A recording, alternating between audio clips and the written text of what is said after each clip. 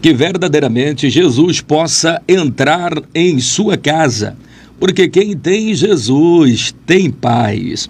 Que a paz que emana de Cristo Jesus possa alcançar você, aonde você está nesta oportunidade, quer seja no seu lar, quer seja em um táxi, quer seja no carro, aonde você estiver nesta oportunidade.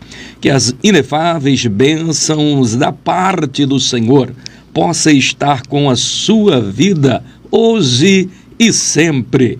A você, aluno, superintendente da Escola Bíblica Dominical, você amante da Palavra de Deus, sobretudo aqui do programa Bíblia em Foco, todas as sextas-feiras, trazendo aqui o resumo da pré-aula que será ministrada no domingo, que é um auxílio, um subsídio para você que é professor, superintendente ou até mesmo aluno, ou até mesmo amante aí da Palavra de Deus. Fique conosco, estaremos aqui até às 11 da noite, 11h15 no máximo, estaremos aqui finalizando a nossa pré-aula, debaixo da bênção, da unção e da graça do Senhor Jesus.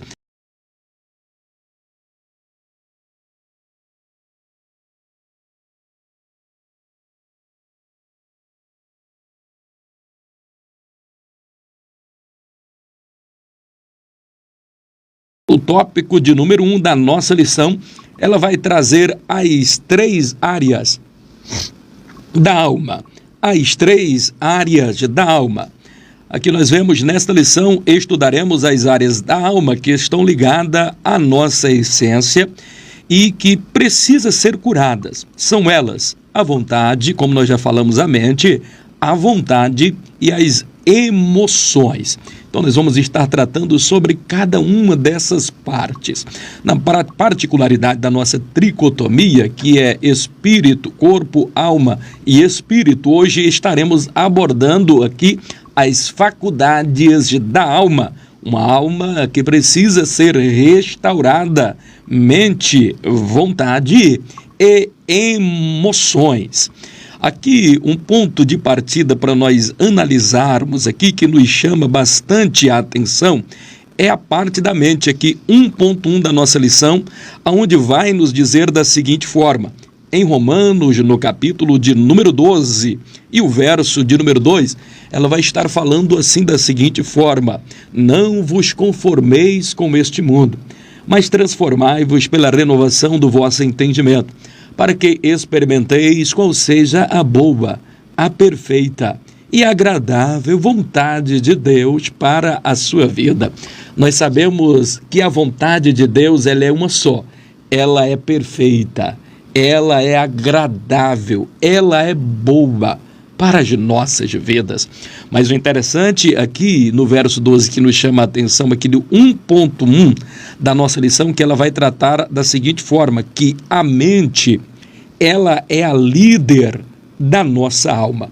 E o interessante nós observarmos que a mente aqui dentro desse componente da alma aqui, dessas 3 faculdades, que é mente, vontade e emoções, evidentemente que a mente ela vai sobrepujar as outras 2. Ela é tão importante, meus amados, queridos, diletos, ouvintes da Palavra de Deus, agora pela Rádio Paz. Isso é tão importante nós analisarmos aqui a questão da mente. A mente é a coisa mais complexa do universo, ou seja, o cérebro, ele é a coisa mais complexa do universo. E se ele é a coisa mais complexa do universo, seria natural que ela, tendo todo esse poder, ela vai subjugar, inclusive, se nós não tivermos o devido cuidado em tratarmos a nossa mente, em curarmos a nossa mente, restaurarmos a nossa mente, será muito perigoso, porque ela, sendo a faculdade líder, a mais importante, ela tem o poder de subjugar todas as outras faculdades, falando da faculdade da vontade e da faculdade das emoções. Dizendo isso, é importante nós entendermos e compreendermos o quão importante é nós tratarmos e restaurarmos a nossa mente. A mente, o cérebro humano, como eu falei, ele é a coisa mais complexa do universo. Só para você ter aqui uma ideia, o nosso cérebro, ele tem muitos milhões de neurônios. aproximadamente 1 milhão de neurônios. E cada um com 100 mil ramificações que conseguirá produzir ao longo de toda a vida mais de 1 quadrilhão de informação. Para você ter uma ideia, isso é mais do que um computador com a memória gigantesca do tamanho do Maracanã e não seria ainda suficiente para armazenar tanta memória.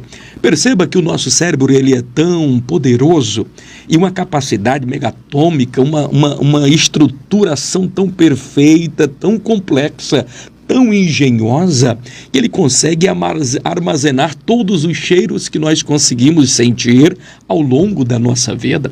Tudo que nós sentimos ou percebemos com o nosso olfato, tudo aquilo que percebemos com a nossa audição, com a nossa visão, tudo que os nossos sentidos conseguem captar, ele então reproduz e fica guardado no nosso cérebro. Se você, por exemplo, partir aqui da nossa cidade rumo à capital de Goiás, Goiânia, se você for, por exemplo, de ônibus ou de carro, tudo aquilo que você vê daqui para lá, todas as árvores, tudo aquilo que você conseguir visualizar, tudo aquilo que você conseguir sentir, tudo aquilo que você ouvir, vai estar gravado no seu cérebro. Então, é por isso mesmo que, pelo tossir, pelo arrastar da sandália, do caminhar de alguém, você diz ali, vem fulano de tal. Pelo tossir da voz de alguém, você começa já a entender, olha, quem está chegando ali é o fulano de tal. Porque o cérebro ele tem esta capacidade gigantesca que nenhum computador mais importante, mais desenvolvido no mundo não conseguiria ter uma capacidade tão grande, tão complexa. E o interessante, e falando sobre essa questão de mente, eu me lembro aqui de Adão. E Adão, ele teve esta capacidade. O ser humano, ele consegue criar coisas inimagináveis. O nosso cérebro tem uma capacidade gigantesca. E o interessante é que, mais inteligente que seja, o ser humano ele só vai conseguir captar aí 10% da toda a potencialidade do seu cérebro. Agora percebam quão perfeito era o homem que Deus criou, Adão. Adão ele tinha 100% da sua capacidade cerebral. Olha o quão inteligente era Adão, quão inteligente era Eva, a capacidade gigantesca que eles tinham de formular as coisas. Depois que entra o pecado, esta capacidade agora é reduzida e nós, seres humanos, agora utilizamos, por mais inteligente que sejamos, só conseguimos mesmo, de fato, aí utilizar 10% da nossa capacidade cerebral. Mas a mente, ela é muito importante nesta questão. E por ser tão importante, meus queridos ouvintes, nesta oportunidade, que é importantíssimo nós colocarmos isso dentro do contexto desta mente, é da mente que estamos falando, da importância de termos uma mente restaurada, uma mente renovada. E é isso que aqui a revista ela aborda e ela cita aqui, Romanos 12, o verso 12. Não vos conformeis com este mundo, mas transformai-vos pela renovação do vosso entendimento. Eu quero chamar agora a atenção a você, querido, que nos ouve nesta oportunidade, para a palavra transformação. A palavra transformação no grego, ela vai falar acerca do metamorfo. Traduzindo aqui para a língua latina, nós vamos ter a metamorfose. E o que é a metamorfose? A metamorfose, ela é a transformação de um ser em outro ser. Vou repetir. O que é a metamorfose? A metamorfose é a transformação de um ser em um outro ser. Para sintetizar melhor, é como que você olhar para uma pequena lagarta. Você já parou para meditar e analisar como é o nascer? Como que é o processo de crescimento de uma lagarta? Ela começa bem pequena e ela vai rastejando pelo chão. A lagarta, ela enfrenta vários obstáculos. Ela encontra aves pelo caminho, ela encontra animais que podem pisar em cima dela, o ser humano que pode feri-la, que pode machucá-la.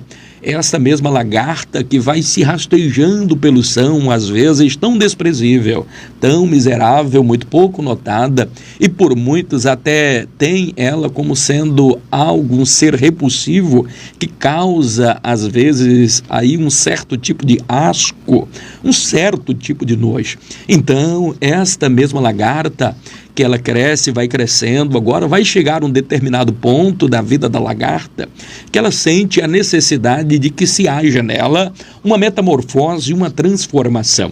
Então, o sentido da metamorfose, ela é muito complexa e melhor analisado quando nós falamos é exatamente sobre essa transformação da lagarta, que vai se transformar em uma borboleta, porque esta mesma lagarta tão desprezível, rastejando pelo chão, enfrentando obstáculos, ela agora vai para um lugar sombreado. Entrando agora no lugar sombreado, ela vai entrar agora em uma folha, em um galho ali de uma árvore, e por ali ela vai ficar. E ela vai começar a se envolver em uma grande teia, em um casulo que vai a cobrir. Depois que ela está totalmente coberta por este casulo, ela começa agora a fazer forças, tentando sair daquele casulo. E nesse processo da lagarta fazendo força para tentar sair daquele casulo, é o ingrediente necessário para a sua transformação. Por exemplo, se você vê uma lagarta nesse processo de transformação e você for pegar naquele casulo e tentar abrir aquele casulo, aquela lagarta ela vai crescer deficiente, porque ela terá a sua transformação comprometida. Ou seja, quando ela for se transformar em borboleta, esse processo dela se esforçar para sair do casulo, ela vai liberar um pequeno líquido, e esse líquido é responsável por descer até as suas asinhas, fazendo com que essa lagarta agora começa a crescer, a fortificar as suas asas, e agora, depois de fortificado, com muita força agora que ela tem, ela consegue expandir-se, ela consegue romper todo aquele casulo. E quando ela rompe agora este casulo, essa lagarta que era desprezível, que andava pelo chão sorrateiramente, agora se transforma em uma linda borboleta, pronta para voar, ganhar o mundo, encher o mundo de beleza. Aqui também nós poderíamos sintetizar um novo nascimento. Você que às vezes, antes mesmo de aceitar Jesus, que era desprezível pela sociedade, que ninguém dava valor na sua vida, em que as pessoas olhavam para você e não via nada de algo de importante que pudesse dizer verdadeiramente ali é uma pessoa interessante. Então você que passou por grandes humilhações, você que andou pelo chão, que andou rastejando, comendo lá no lamaçal de pecado, o interessante é que quando você nasce de novo, é um processo de um novo nascimento, uma metamorfose acontece ali, uma transformação de um ser em um novo ser. E é essa transformação que o crente precisa passar. É essa transformação que nós precisamos ter na nossa mente. E o interessante é que agora, uma vez nascido de novo, uma vez transformado, agora nós podemos conhecer a boa, a perfeita e agradável vontade de Deus para a nossa vida, meus amados, queridos diletos e abençoados irmãos. O interessante é que de que maneira nós podemos, pastor Eurípides, tratar esta mente, como é que podemos restaurar a nossa mente de tal forma que ela seja ocupada e preenchida somente com aquilo que seja benéfico. Meus amados e queridos irmãos, o conselho aqui não é meu, o conselho é da própria palavra de Deus. Se não vejamos, olha o que nos diz o texto, isso servir-nos-á, é muito forte. Dobre agora a sua atenção, porque eu quero dar uma receita poderosa para aqueles que querem terem uma vida transformada pelo poder da palavra, querem ter uma mente sã, sarada e renovada. Eu quero trazer aqui agora para você o segredo de uma mente renovada, transformada por Cristo. O segredo para você ter uma mente sadia é você ligar o seu pensamento em Cristo e viver como Cristo viveu. E, sobretudo, ter pensamentos positivos. Se não, vejamos, olha só o que nos diz a palavra de Deus. Em Lamentações de Jeremias, no capítulo de número 2, verso 21, 22, Jeremias, ele vai falar algo bastante interessante. Antes disso, porém, ele vai dizer: Senhor, renova os nossos dias como dantes. O interessante é observar que Jeremias está nos seus últimos dias de vida, trancado agora em um calabouço, em uma masmorra. O interessante é observar o estado de condição que estava Jeremias aqui.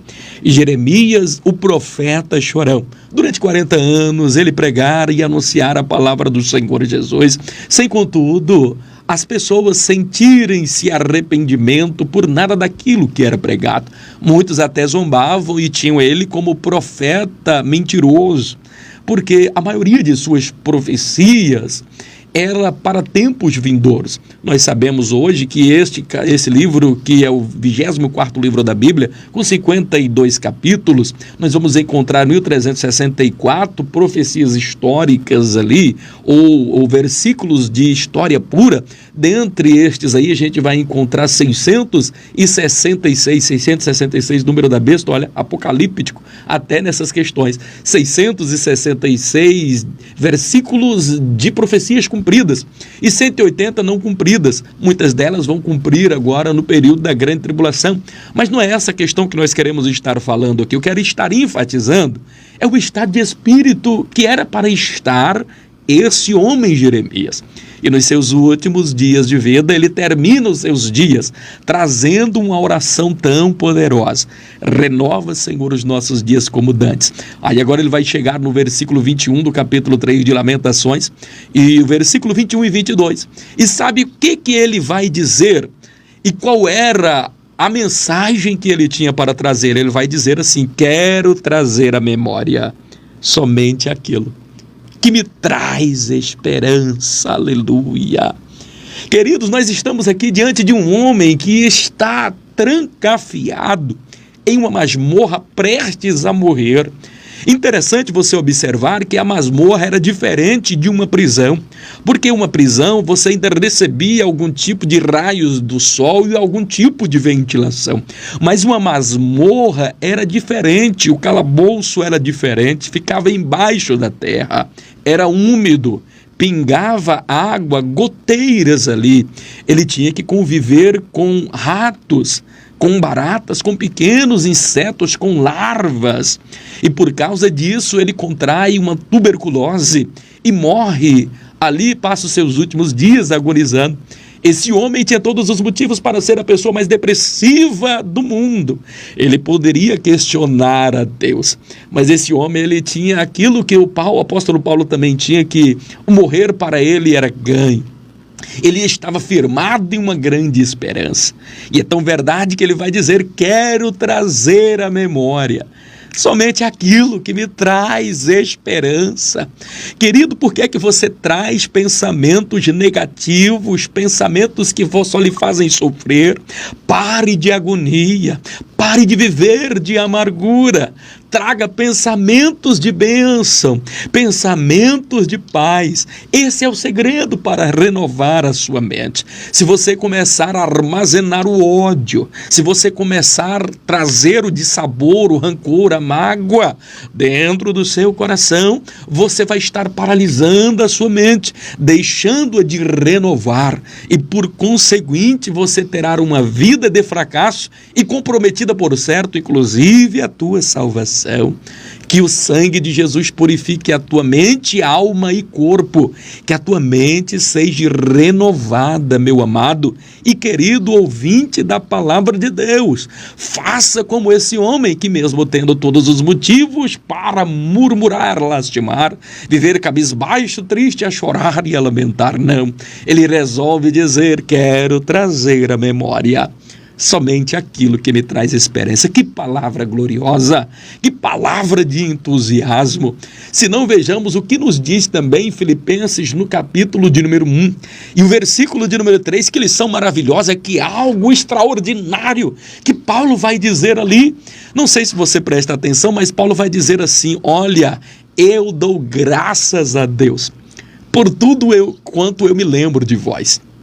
Queridos, ele estava falando para uma igreja de Filipenses, por mais abençoada que fosse aquela igreja, e que abençoou sobremodo o ministério do apóstolo Paulo, era uma igreja que tinha problemas, e com certeza o apóstolo Paulo, enfrentou algumas dificuldades. Primeiro, que tinha várias nacionalidades ali. Nós vemos uma vendedora de púrpura, a Lídia, nós vemos um carcereiro, nós vemos ali um romano, um soldado romano. Então era pelo menos 3 classes de pessoas ali, de diferentes lugares, e que estavam convivendo nesta igreja. Então havia pensamentos diferentes, havia com certeza ali problemas, e com certeza o apóstolo Paulo passou algumas lutas ali. Mas o interessante é a forma como Paulo aborda todas essas questões. Interessante, queridos, e aqui a gente abre um parêntese. Olha, você pode dizer assim: mas pastor, o senhor não sabe o que eu passei. Os bastidores da minha vida, o senhor não tem noção o que eu tenho passado, as lutas, as dificuldades. Eu fui ferido, eu fui machucado, pastor Eurípides. As lutas que eu enfrentei são inomináveis. Queridos, não foram maior do que as de Paulo. E Paulo, ele poderia até amargurar-se, mas o que esse homem fala?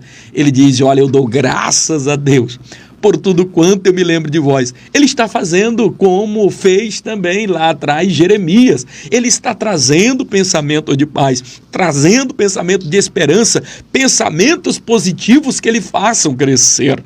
E no verso 9 ele ainda vai dizer assim: Deus é minha testemunha da saudade que eu sinto de todos vós.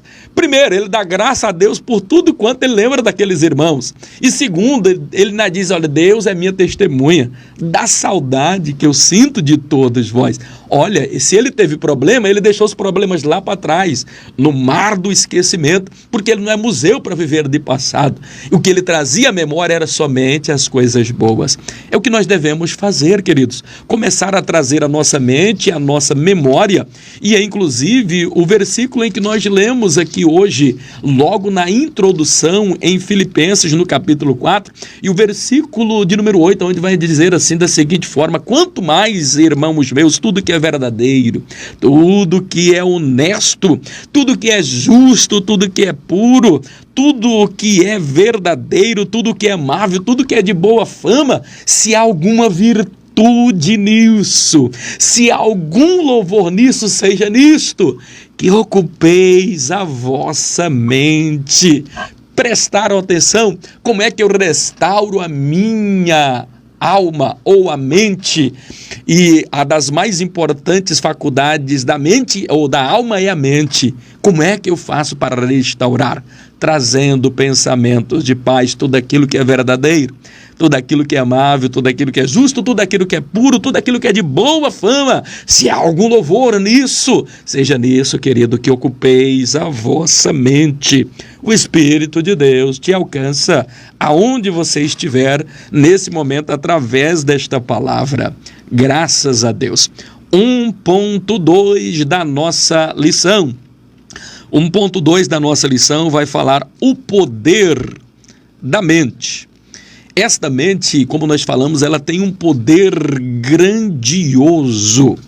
Esta mente, ela consegue abrigar pensamentos de paz, mas consegue também abrigar nela pensamentos de campo de batalha. Se você não sabia, a nossa mente é o maior campo de batalha. Porque a maior batalha que nós travamos não é na vida física, é na mente. As nossas principais cadeias não são, na verdade, físicas, elas são mentais, elas são espirituais. E as batalhas mais difíceis para o homem superar são as batalhas travadas no campo da mente. Se não vejamos em Efésios, no capítulo de número 6, o versículo de número 12, vai falar exatamente sobre essa questão, porque existe aí uma guerra muito grande entre carne e espírito, de tal forma que se você está mais no espírito, a carne ela vai abaixar, mas se começar a elevar-se aqui a sua carne, o espírito vai estar mais baixo na balança, e existe uma guerra muito grande entre carne e espírito, e o espírito precisa ser renovado aí com pensamentos de bênção, pensamentos de vitória na sua vida, meu amado e querido irmão. Por isso que é tão importante você trabalhar e melhorar os seus pensamentos. Segundo Joyce Meyer, e eu gosto de ler alguns livros dela, e aqui faz inclusive até uma alusão a isso na lição, aonde ela aborda da seguinte forma, que quanto mais a sua mente mudar para melhor, mais a sua vida mudará para melhor. Você conseguiu prestar atenção nessa frase, o quão poderosa ela é? Então preste bastante atenção. Quanto mais você conseguir mudar a sua mente para melhor, mais você terá uma vida melhor, uma vida de prosperidade, uma vida de bênção, uma vida de paz, de alegria, de gozo, de longanimidade, de benignidade. Quanto mais você tiver uma mente melhor, melhor você terá uma condição de vida, porque uma mente sarada, uma mente curada, ela tem um poder inigualável, inesgotável para transformar e melhorar a tua vida significativamente, meu irmão. 1.3 agora da nossa lição: a disputa pelo controle da mente. Então existe aqui um controle muito grande, ou existe uma disputa pelo controle da mente, como nós falamos, entre carne e espírito. Ora, o que se ocupa aqui da parte de dentro é o espírito. Então tudo que é de dentro, que tem a ver com espírito, é por isso que é importante o ressuscitar primeiro de dentro para fora.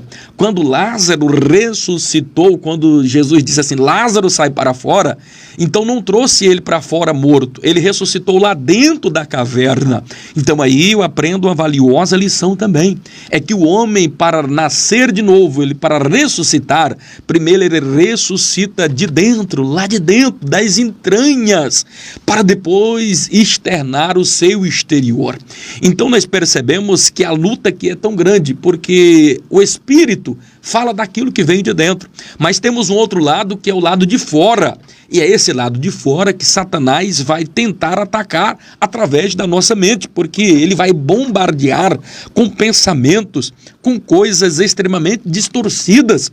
E o interessante é que Satanás ele tem um poder muito grande nas mídias. Satanás ele tem um poder maléfico de influenciar gerações com mentiras, porque ele é o príncipe da mentira, ele é o senhor da maldade, o príncipe deste século.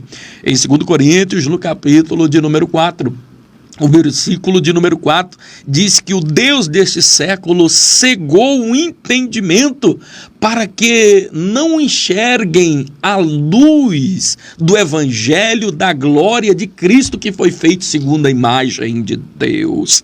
Então o príncipe deste século ele tem cegado o entendimento das pessoas de tal forma que as pessoas tenham miopia, não consiga visualizar as bênçãos celestiais e que também não consiga visualizar um futuro próspero, e o diabo começa a bombardear pensamentos das pessoas, dizendo, você não merece o perdão de Deus, você já pecou, você já falhou, abandona a igreja, abandona esse Jesus, você é um pecador, você é irreconciliável. E o diabo começa a trabalhar na mente da pessoa e começa a cegar o entendimento a fim de que a gente não consiga enxergar a luz de Cristo, o sol da justiça, que é o nosso Deus, aleluia. Não faz com que a gente percamos, inclusive, o nosso alvo, a nossa direção, através do Espírito Santo, o nosso alvo que é Jesus Cristo. Não conseguimos ler a Bíblia, não conseguimos jejuar, não conseguimos orar, porque Satanás cegou o nosso entendimento, ou cegou o entendimento das pessoas que não conseguem mais ter uma mente transformada. E a sua mente, como nós falamos, precisa ser transformada pelo poder da palavra. Porque se você não renovar a sua mente, a carne vai operar. E as concupiscências desta vida, a avareza, a prostituição, a lascívia, a glutonaria, o apetite desordenado, a vil concupiscência, a nossa vã maneira de viver vai nos dominar. E que Deus te livre nesta oportunidade dessa carnificina. Alimente-se daquilo que é espiritual, daquilo que é bom, daquilo que é maravilhoso. E como é que nós fazemos isso? Nascendo de novo, morrendo para o mundo e para a vaidade. É o que nos diz lá em Colossenses, no capítulo 3, e o versículo de número 2, abordado aqui também na nossa lição como referência para nós, dizendo: portanto, se ressuscitastes com Cristo, buscai as coisas que são de cima e não as que são aqui da terra. Pare de buscar às vezes aquilo que é terreno, comece a buscar aquilo que vem do alto, aonde a ferrugem não vai destruir, o bicho, na verdade, não vai corroer, porque todo investimento que você faz no reino do céu, ele está sendo potencializado e você será galardoado e abençoado, por certo, lá. Então comecemos então a levar um tesouro para o céu. E como é que nós levamos ou que nós começamos a edificar uma casa com tesouros imensuráveis, com as nossas boas ações, com as nossas boas atitudes, com o nosso amor, com o nosso carinho, com as almas que ganhamos para o reino de Deus. Então existe uma disputa muito grande, uma luta muito grande. O texto que nós lemos, Romanos 12:12, fala: não vos conformeis com este mundo, mas transformai-vos pela renovação do vosso entendimento. A lição ainda dá mais um outro versículo para nós observarmos e analisarmos, que é o Salmo de número 119, o versículo de número 11, dizendo: guardei a tua palavra no meu coração. Para quê? Para eu não pecar contra ti. Quer ver uma coisa boa para você subjugar a sua carne? É ouvir a palavra de Deus, é meditar na palavra de Deus. Eu quero lhe dizer uma grande verdade nesse período aqui que estamos falando da Bíblia. Eu tenho uma frase do pastor E.V.S. Martins.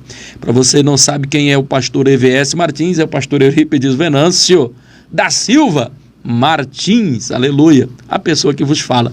E tem uma frase que eu cito ela, e que é minha, e que eu gosto sempre de dizer que sobre essa questão, que o espelho que melhor desnuda e revela o nosso interior é a palavra de Deus. Você consegue meditar nisso? É que o espelho que melhor desnuda e revela o nosso interior é a palavra de Deus, porque ela consegue penetrar no mais profundo, em juntas, ossos e medula, ao ponto de discernir intenções e pensamentos do coração, e ela vai até o fundo de separar corpo, alma e espírito. Então, nada consegue prescrutar melhor, revelar e desnudar o nosso interior como a palavra de Deus. Psicólogo jamais conseguirá ter toda essa psicologia, jamais conseguirá entender a mente humana e fazer tamanha separação. Somente Cristo Jesus, através da sua palavra revelada a nós, é capaz de desnudar, revelar o nosso interior e, por conseguinte, nos dar subsídio, alimento espiritual para renovar a nossa mente, transformar o nosso coração. Percebam que a importância da palavra, ela é tão grande. Salmos de número 119. E o versículo de número 105 é poderoso, porque ele vai dizer assim: lâmpada para os meus pés, luz para o meu caminho, é a tua palavra. Que coisa gloriosa. O verso 9 do mesmo Salmo 119 diz algo extraordinário também para você, jovem, dizendo: como purificará o jovem o seu caminho? Observando segundo a sua palavra. Observando segundo a sua palavra. Que coisa gloriosa, majestosa, maravilhosa. A oração de Abacuque. Nós percebemos no livro de Abacuque um homem extremamente questionador. No capítulo 1 e no capítulo 2 ele questiona E ele arrasou-a, dizendo: Senhor, até quando ficarás calado? Até quando não se levantará em nosso favor? Não estás vendo que o ímpio prospera, o ímpio está nos subjugando? Até quando o Senhor ficará calado? Até quando permanecerá inerte? Como que se dissesse para Deus: toma atitude, Senhor. E o interessante é que enquanto ele está questionando, nada acontece. Mas algo vai acontecer de extraordinário no capítulo de número 3. E o que é que acontece de algo de extraordinário? É tão extraordinário, querido. É tão sobrenatural que o capítulo 3 de Abacuque, ele é um divisor de água. Se você for perceber, toda a narrativa é mudada da água para o vinho. E por que é que fez mudar? Se no capítulo 1 de Abacuque, no capítulo 2, é sinal de desesperança, de desabor, de tristeza, de choro, de lamento e de questionamento. O que é que faz mudar agora a narrativa do livro? E o interessante é que quando muda a narrativa do livro, Deus começa a falar agora e mostrar as coisas.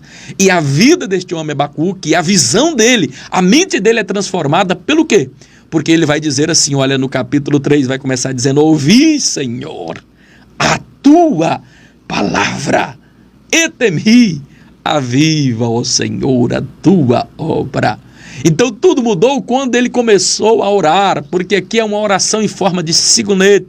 Sigonete quer dizer em forma de canto.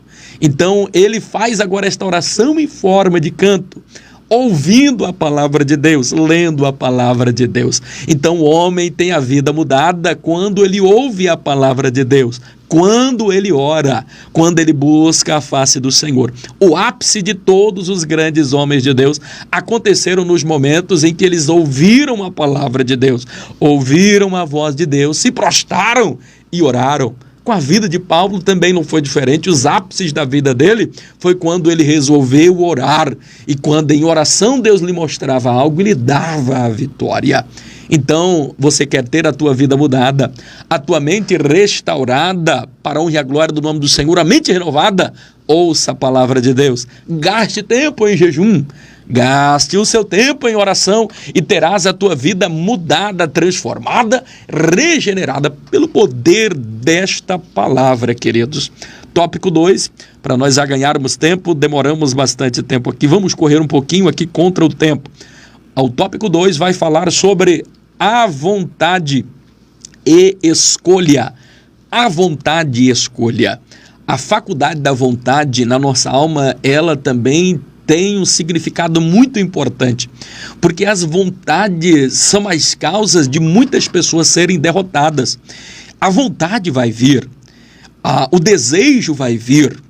O interessante é nós observarmos e termos isto em mente. É que vontades erradas vão surgir, não só as vontades bobas. Por isso que é importante ter um pensamento renovado, e tudo começa no pensamento. E o interessante é que Frank Otlave, ele já dizia que um dos segredos para nós termos uma mente boa, ele diz assim, olha, vigie os seus pensamentos, porque eles se transformarão em palavras. Vigie as suas palavras, porque elas se transformarão em atos.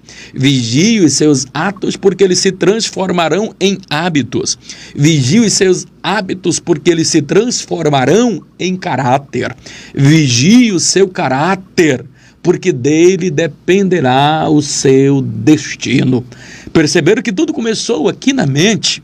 Então é importante nós começarmos a matar os maus pensamentos aqui para não gerar depois a vontade, o desejo, porque se você alimenta na mente, vem a vontade, vem o desejo e logo você acaba por se entregar àquele desejo, à concupiscência, à vil maneira de viver.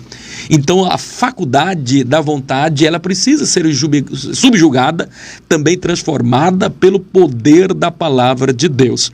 E a vontade, ela vai estar subjugada à escolha, quer dizer, ao livre arbítrio. ao mesmo livre-arbítrio que Deus deixou para Adão e Eva, e eles fizeram uma escolha errada. Então, muitas escolhas, queridos, que nós fazemos na vida é a razão do fracasso que nós vamos ter lá no futuro, porque toda ação ela vai provocar uma reação, toda ação ela existe uma consequência. Olha a vida de Davi, exemplos de grandes homens de Deus que falharam e por isso pagaram terríveis consequências. Então a faculdade da vontade está dentro da nossa escolha. Você escolhe fazer o mal ou você escolhe fazer o bem. Está diante de você a bênção e a maldição. O que é que você quer escolher? Através da vontade que o homem decide o seu destino e faz as suas escolhas. A sua vontade ela é determinante nesse papel.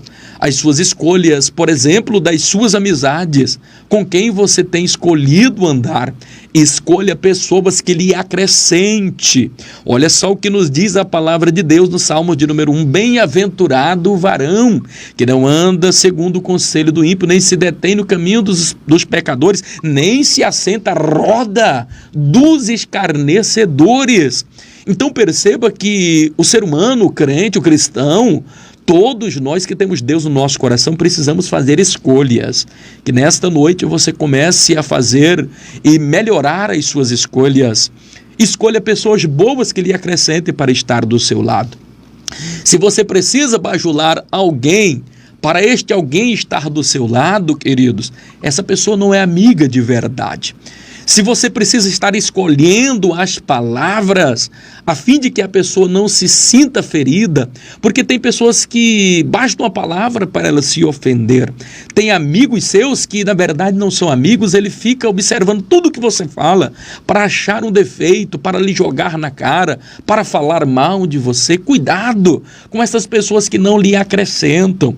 Eu conheci e vi pessoas e narrativa, inclusive de obreiros, de irmãos, de pastores, que para tentar segurar uma ovelha, fazia de tudo, até perdia a sua própria identidade. Tinha que ficar escolhendo minuciosamente as palavras, com medo de perder aquele obreiro, com medo de perder aquele irmão, e acaba por perder a sua identidade. Então nós precisamos fazer escolhas. Escolham pessoas que lhe acrescente. Amizade não pode ser comprada. A amizade tem que ser adquirida e conquistada. E o interessante é que se alguém não quiser ser seu amigo, não há nada que você possa fazer para isso. Se a pessoa escolher seu inimigo, independe daquilo que você vai fazer. Tudo que você fizer, ele ainda achará um defeito para poder reclamar, resmungar e falar mal de você. Então, coloque no seu coração o amor de Cristo e coloque no seu coração selecionar a partir de hoje, inclusive os amigos. Amigos que lhe acrescentem, amigos que lhe façam crescer, amigos que lhe tragam mais para perto de Cristo e Jesus. Tenha certeza que no tópico 2.1 vai falar sobre essa questão. Somos capacitados para escolher. Você tem em tuas mãos o direito de escolher a bênção e a maldição. E tem aqui algo interessante que é deixado na revista e que eu acho poderoso, é que a vida de uma pessoa é consequência de suas escolhas. Você sabia disso? Que a vida de uma pessoa é a consequência de suas escolhas. O que eu sou hoje são as consequências do que eu fiz lá no passado. O que você será amanhã é as consequências do que você estará fazendo a partir de hoje. E isso é extremamente importante. Eu me lembro de uma fala do pastor Silas Malafaia, que diz da seguinte forma, que as atitudes que nós tomamos na vida vai determinar o tipo de pessoa que eu sou. E o tipo de pessoa que eu sou vai determinar o meu estilo de vida. Partindo aqui dessa frase, eu faço aqui uma analogia e a parafraseio da seguinte forma, dizendo que as escolhas, elas são determinantes para o nosso fracasso ou sucesso, porque as escolhas que nós fazemos na vida vai determinar significativamente, quantitativamente, qualitativamente a pessoa que eu serei no futuro, a posição aonde eu estarei no futuro. Então é importante por demais as suas escolhas. Que escolhas você tem feito? Você, quando sente vontade de pecar, você sucumbe a esta vontade? Ou você escolhe fazer o que é certo? Se você quer ser abençoado e quiser ter uma vida próspera e feliz, escolha ser honesto então, querido, porque no final do caminho existe um céu lindo e maravilhoso e você não pode perdê-lo. Tenha isso em mente. Eu quero deixar uma outra frase que também é minha e ela é importante. Guarde, anote no caderno, se possível no seu coração, guarde na nossa mente. Uma coisa que você precisa ter certeza na tua vida é que o nosso futuro está nas mãos de Deus. Contudo, Deus não poderá fazer nada pelo seu futuro se você primeiro não cuidar do seu presente. Você prestou atenção? As pessoas dizem que o meu futuro pertence a Deus, o meu futuro está nas mãos de Deus. Sim, querido, está nas mãos de Deus. Só que Deus não poderá fazer nada pelo seu futuro sem que primeiro você cuide do seu presente, sem que você tenha uma boa atitude, sem que você tenha uma vida regenerada, transformada, porque não existe cristão verdadeiro se não deixar-se ser moldado pelo poder desta palavra, querido. Esta é uma verdade que nós não podemos jamais fugir dela. Que Deus em Cristo Jesus abençoe e ilumine seu pensamento. 2.2 da nossa lição, correndo aqui contra o tempo, alguns defeitos da nossa vontade. Então a nossa vontade ela vai estar cheia de desejos errôneos se nós deixarmos sermos alimentados pela nossa carne e não sermos purificados aí pelo nosso espírito. Nós vemos aqui algo importante da parte de Deus, alguns defeitos da nossa vontade seria o orgulho. Para mim, queridos, não sei para você, mas para mim eu tenho uma compreensão que o orgulho, se não for o maior, é um dos maiores pecados que o ser humano pode ter. Por quê, pastor Eurípides? Porque do orgulho nasce todos os outros pecados, a inveja, o ciúme, a divisão. O orgulho faz com que o homem queira ser grande. O orgulho fez com que Adão e Eva caíssem da presença de Deus. O orgulho fez com que Satanás, ele tentasse usurpar o trono que estava à direita de Deus, ou seja, o trono de Jesus, o lugar de Jesus. O orgulho, querido, se nós não tivermos cuidado, ele vai ser a raiz de todos os outros pecados. Aí nós cometemos o pecado de não furtar, de roubar, de não matar. Tudo isso é terrível, mas tudo nasce aqui a partir do orgulho.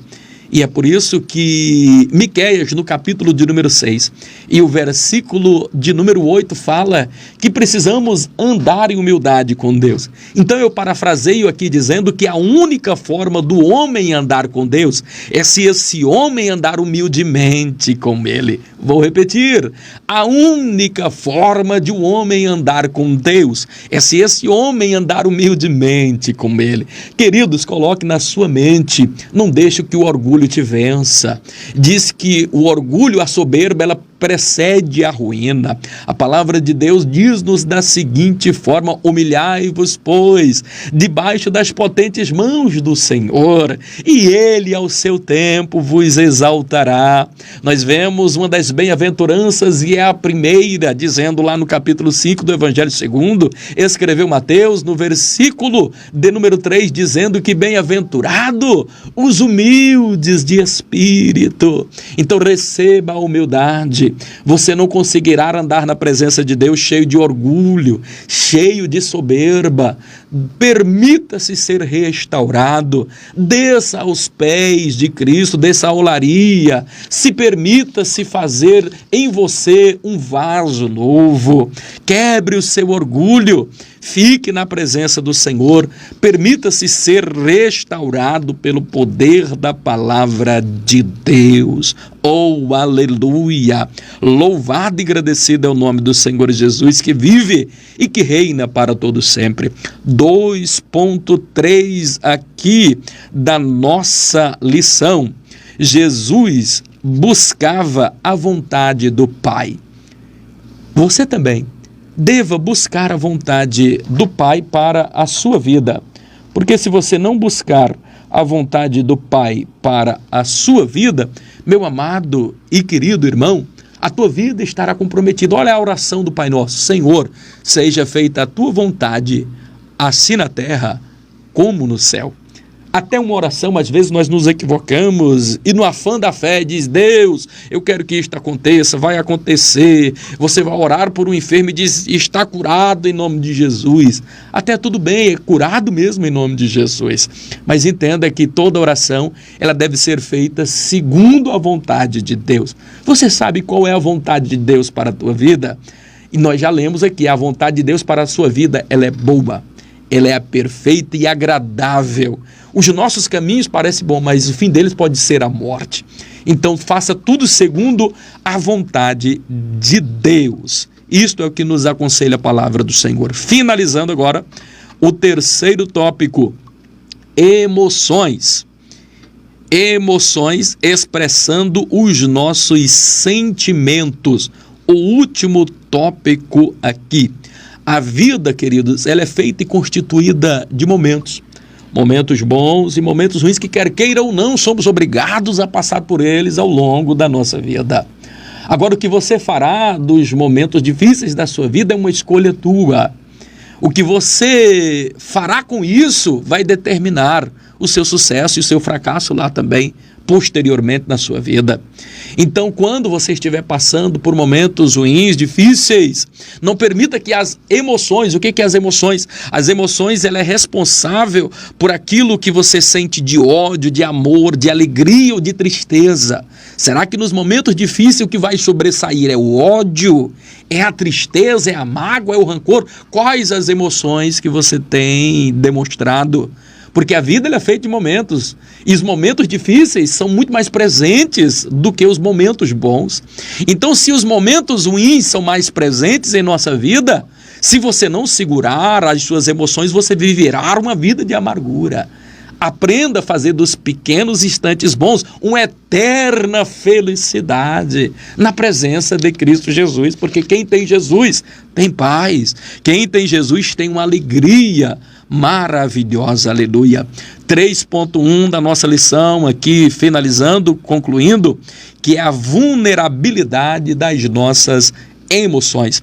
Nossas emoções precisam ser restauradas, mesmo nós sendo tão vulneráveis, nós sendo tão frágeis, tão sensíveis, se permita ser restaurada pelo poder da palavra de Deus. 3.2 da nossa lição, restaurando os nossos sentimentos. De que forma nós podemos fazer isso? Olha só, aqui na revista dá um exemplo aqui de Josué e de Caleb, quando eles viram a possibilidade de entrarem na terra prometida. E o interessante é que mais uma vez aqui vai vir um bloqueio na mente, porque as maiores batalhas, elas são geradas dentro da nossa mente. Nós percebemos que Josué e Caleb, entre os espias que estavam ali, nós vamos observar que os outros, diferente de Josué e Caleb, tiveram uma visão distorcida dos fatos, ou eles viram apenas o que era aparente. O que é que esses outros espias vieram quando eles foram vislumbrar a terra prometida, assim como nos diz lá em Números no capítulo 4, do verso 6 ao verso 9, vai estar falando que estes espias ficaram escandalizados e disseram para Moisés: Moisés, os homens são grandes, são gigantes, Moisés, nunca nós conseguiremos vencer. Olha, a terra até grande, olha só, esse cacho precisou de 10 homens para carregar, esse cacho, esse galho de uva é tão grande, a terra mana leite e mel, mas jamais nós conseguiremos vencer aquele gigante, aqueles homens grandes. Mas qual não foi a visão agora do mesmo fato? Porque para o pessimista, ele vai ver dificuldade em cada oportunidade, mas quem tem a mente transformada, em cada dificuldade, ele verá uma oportunidade de conquistar, de avançar, de progredir, de alcançar vitória. Então Josué e Caleb, ele fala da seguinte forma: verdade, Moisés, a terra, os gigantes são grandes, são numerosos, o povo é forte, mas maior do que eles é o nosso Deus, maior que o nosso problema é o nosso Deus, e operando Deus, quem pode impedir? É como que nós agora, parafraseando aqui, estendendo esta palavra, operando Deus, quem pode impedir? Nós podemos todas as coisas naquilo que nos fortalece. Como é que nós podemos limitar o agir de Deus? Ninguém pode impedir o agir de Deus. E era desta forma que Josué e Caleb estavam visualizando, enquanto os muitos viam dificuldades, eles estavam vendo oportunidades. Moisés, esta terra Deus separou para nós, vamos possuí-la, vamos conquistá-la. E qual não foi a surpresa? Todos ficaram para trás, e somente Josué e Caleb conseguiram entrar na terra prometida. E tudo porque eles ousaram sonhar, avançar e conquistar. Eles não sucumbiram às armadilhas da mente. Perceba que a mente, ela prepara gatilhos. A mente, ela coloca obstáculos entre nós e a nossa vitória. É a mesma coisa que aconteceu ali também com Davi e Golias. Durante um mês ele amedrontou. Então, assim, o medo, ele paralisa, queridos. O medo, ele bloqueia a nossa inventividade. O medo nos bloqueia o nosso crescimento. O medo nos faz paralisar. Quebre todas as armadilhas da mente. Um outro tempo, um dia desse atrás, eu falava sobre 4 armadilhas da mente, utilizando inclusive este texto que nós acabamos de ler. A primeira armadilha da mente que nós devemos combater é o conformismo, que nós acabamos de falar. Não se conforme com a derrota, não se conforme com o pecado, não se conforme com o mundo, seja otimista, tenha uma mente transformada. Então não permita que o conformismo, essa armadilha da mente, lhe roube a tua vitória e a tua bênção. Quer ver uma outra armadilha terrível da nossa mente que nós adquirimos, que é a síndrome do coitadismo. Tem muitas pessoas que se acham tão pequenas, acham tão miseráveis, tão pecador, tão minúsculo, que ele não se acha merecedor nem mesmo da salvação. A salvação é um favor imerecido, querido. O sangue de Jesus lhe purifica. Tem pessoa que é tão coitadinho e ele acha que para ser humilde ele tem que ser o mais miserável, andar até encurvado, de cabisbaixo, triste, a chorar e a lamentar. Pare com esta bobagem, querido. Isso não é humildade, isso é bestidade. Isso é bobagem. Pare com esta mediocridade na tua vida, de um pensamento tão minúsculo, um pensamento tão pequeno. Tira essa síndrome do coitadismo da tua vida. A partir de hoje, você é um crente abençoado, cheio de vitória. Você pode tudo naquele que nos fortalece. Levante essa cabeça. A luta está grande, tá? O problema está grande, tá? Mas levante a sua cabeça, porque do alto virá o teu socorro. É do alto. Olhe para cima. Estufa o peito e diga: a vitória é minha, em o nome do Senhor Jesus. Para finalizar, quer ver uma outra armadilha aqui da sua mente, que vem na sua mente para lhe roubar a tua vitória? É o medo de você reconhecer os seus erros. Todos nós falhamos, querido. Reconheça os seus erros, as suas fragilidades, peça perdão. Abra o seu coração para Deus, confesse, porque quem confessa alcança misericórdia. Pare de arrumar desculpa para os seus erros, pare de se fazer de vítima, pare de tentar transferir a culpa para outra pessoa. O erro é seu, arque com as consequências dele. A falha foi sua, foi você que cometeu. Não jogue a culpa no outro, seja homem. Reconheça os seus erros. E esse é um bloqueio da mente que muitos não conseguem transpor. Quer ver uma outra armadilha da mente? É o medo de correr riscos. Todos nós precisamos enfrentar. Olha só o que aconteceu com tantos homens que foram homens extraordinários através da história. Quem poderia se esquecer de Santos Dumont, o inventor do avião? Quantas tentativas ele errou, mas ele ousou acreditar em um sonho. Ele não desistiu. e ele utilizou os fracassos.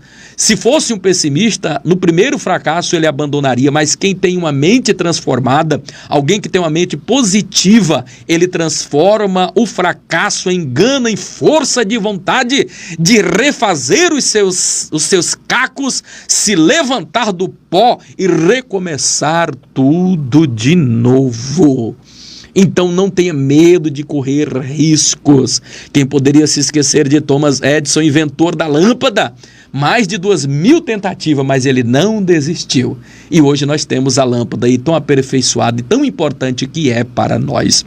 Então não tenha medo de correr riscos. Nós não temos mais tempo aqui para conjecturar. Só vou ler aqui no tópico 3.3. Precisamos andar por fé e não pelos nossos sentimentos. Ande por fé, queridos. E é por fé que você alcançará a tua vitória. Sem fé é impossível agradar a Deus. A fé é o firme fundamento das coisas que esperam, daquilo que você nem está vendo, mas a tua bênção está chegando. Se Deus lhe prometeu algo, não tenha pensamentos, sentimentos ruins nisso, não. Continue acreditando, espere no Senhor. Assim como nos diz o Salmo de número 27, verso 14, espera, pois, no Senhor. Anima-te e Ele concederá o desejo do teu coração. Esse esperar aqui não é o esperar desanimado, é por isso que ele diz esperar com ânimo. O que é o esperar com ânimo? É o esperar do verbo esperançar. A tua vitória chegará. Tenha certeza disso, meu amado e querido irmão.